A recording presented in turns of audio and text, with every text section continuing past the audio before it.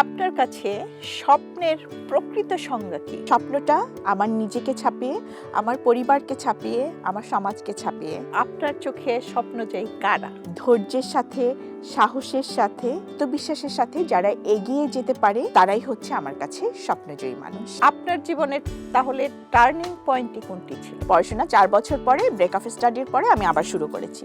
সফলতার সংজ্ঞা কোনটি? সফলতা হচ্ছে it's the combination of lots of things. পরবর্তী প্রজন্মের জন্য আপনার উপদেশ কি? যে মানুষের মতো মানুষ হয়ে ওঠা, একজন আলোকিত মানুষ হয়ে ওঠা। স্বপ্ন পূরণে আপনার পারিবারিক কতটা সাপোর্ট ছিল? হাজবেন্ড যদি আমার পাশে না থাকতেন আমি আসলে এই পর্যন্ত আসতে পারতাম না। স্বপ্নজয়ী হতে হলে কি কঠোর পরিশ্রম প্রয়োজন? ভাগ্যটাকেও পরিবর্তন করা যায় কঠোর পরিশ্রম, নিষ্ঠা, একাগ্রতা, ধৈর্য। স্বপ্নজয়ী প্রতি শনিবার সন্ধ্যা ৬টায়।